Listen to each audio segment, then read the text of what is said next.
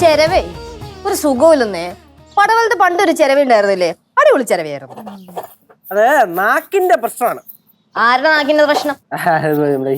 ചെരവേടാ. മോനെ കേശേ, എന്റെ കയ്യിലേ നല്ല തേങ്ങ ഇരിക്കണേ, ഓർമ്മ വേണേ അത്. എന്തോ ലച്ചു അത്? എന്തോ വർത്താനം? പൊങ്കാലിടാനുള്ള തേങ്ങയല്ലേ അത്? അങ്ങനെയൊക്കെ പറയാൻ പാടുണ്ടോ? ലച്ചുവിന് ദേഷ്യം വന്നു കഴിഞ്ഞാ പിന്നെ ഇടം വലം നോക്കത്തില്ല എന്ന് വിചാരിച്ച ആള് പാവാന്നേ. ആൾ അത്രയ്ക്ക് പാവൊന്നും അല്ല. സത്യം പറഞ്ഞു കഴിഞ്ഞാലേ എന്റെ വീട്ടില് എന്റെ അമ്മയ്ക്ക് വരെ ലച്ചൂസിനെ പേടിയാ. പിന്നെ എന്റെ അമ്മ അത് പറഞ്ഞു നടക്കുന്നില്ലെന്ന് മാത്രം. അമ്മായിയേ, എന്തേ ഒരു കിണിയൊക്കെ? അമ്മമ്മ, അതുപോലെ കഴിഞ്ഞ പ്രാവശ്യത്തെ ആറ്റുകാൽ പൊങ്കാലയ്ക്ക് റെക്കോർഡ് ബ്രേക്കിംഗ് ആൾക്കാർ വന്നു എന്നൊക്കെ ഒരു വാർത്ത ഞാൻ കണ്ടിരുന്നു. അതായത് കുറെ പേര് അങ്ങനെയൊക്കെ ഉണ്ടായിരുന്നോ? പിന്നെ എന്റെ പൊന്നടയാ 10-25 ലക്ഷം ആൾക്കാരെ കൂടുതലൊക്കെ വന്ന്. 25 ലക്ഷോ? ബാക്കി എവിടെ പോയി? 10-40 ലക്ഷം ആൾക്കാർ വന്നു കഴിഞ്ഞ തവണ. അതെയോ? ഞാനാണെങ്കിൽ മിക്കവാറും ഇത്തവണത്തേന് ഒരു 50 ലക്ഷത്തിൽ കുറയാതെ കാണും അല്ലേ? 50 ലക്ഷമോ? ലക്ഷമൊന്നുമല്ല, കോടിക്കണക്കിന് ആൾക്കാരാണ് പൊങ്കാലയിടാൻ പറ്റാത്തത് കൊണ്ടേ മനസ്സുകൊണ്ട് പൊങ്കാലയിട്ടോണ്ടിരിക്കുന്നത്. അതുപോലെ അമ്മുമ്മേ, ഈ ആറ്റുകാൽ ക്ഷേത്രത്തിന്റെ ഐതിഹ്യം ഒന്ന് പറഞ്ഞുതരാം. ഒരുപാട് ഐതിഹ്യങ്ങളൊക്കെ പറയുന്നുണ്ട്. എനിക്കറിയാവുന്ന ഐതിഹ്യം ഞാൻ പറയാം. ദാരിക വധത്തിന് ശേഷം ഉഗ്രരൂപിണിയായ ഭദ്രകാളി ശാന്തസ്വരൂപിണിയായിട്ട് ഭക്തർക്ക് ദർശനം കൊടുത്തു എന്ന് പറയപ്പെടുന്നുണ്ട്. எங்க பாட்டி வேறொரு கதை எனக்கு சொல்லி கொடுத்திருக்காங்க. இளங்கோ அடிகளோட சிலப்பதிகாரத்துல நாயகி இருக்காங்க, கண்ணகி. அவங்க பாண்டியராசாவை வதிச்ச சேஷம் இந்த மதுரையெல்லாம் எரிச்சாங்க. அதுக்கப்புறம் அப்படியே கொடுங்கலூர் போக பார்த்தாங்க. போற வழியில நம்ம ஆத்துக்கால் இருந்தாங்க. அப்போ அங்க எல்லாருக்கும் தரிசனம் கொடுத்தாங்க. அப்படிதான் ஆத்துக்கால் சேத்திரம்.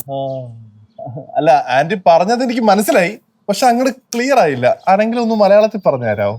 സിദ്ധേ, ഇളങ്കോവടികളുടെ ചിലപ്പതികാരത്തിലെ നായികയാണ് കണ്ണകി. കണ്ണകിയുടെ ഭർത്താവാണ് കോവലൻ. കോവലൻ കണ്ണകിയുടെ ചിലമ്പ് വിൽക്കാൻ കൊണ്ടുപോയി. അപ്പൊ അവിടെയുള്ള എല്ലാവരും പറഞ്ഞു പാണ്ഡ്യരാജാവിന്റെ മോഷണം പോയ ചിലമ്പാണതെന്ന്.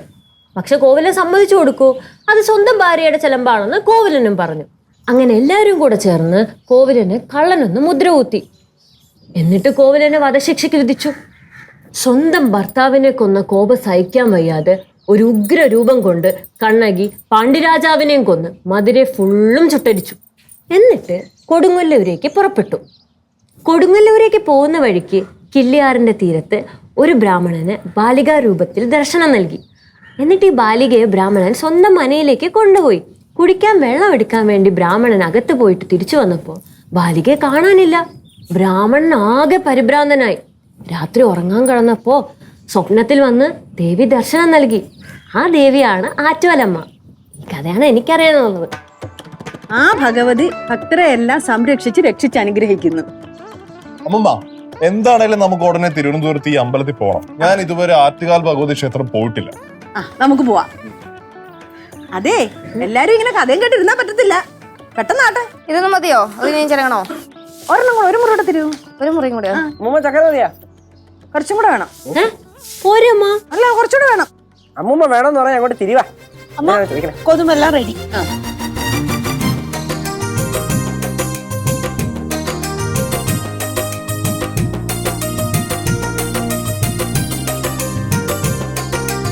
അമ്മേ നമോസ്തുതേ, അമ്മേ കരുണാമയി, ആറ്റുകാലിൽ വാഴുമമ്മ. എന്നും ഭക്തർദനഴലുകൾ മാറ്റുവാനായി പിറവിയെടുത്തൊരു ഐശ്വര്യമാതാവ്. അമ്മേ നമോസ്തുതേ, അമ്മേ കരുണാമയി, ആറ്റുകാലിൽ വാഴുമമ്മ. എന്നും ഭക്തർദനഴലുകൾ മാറ്റുവാനായി പിറവിയെടുത്തൊരു ഐശ്വര്യമാതാവ്.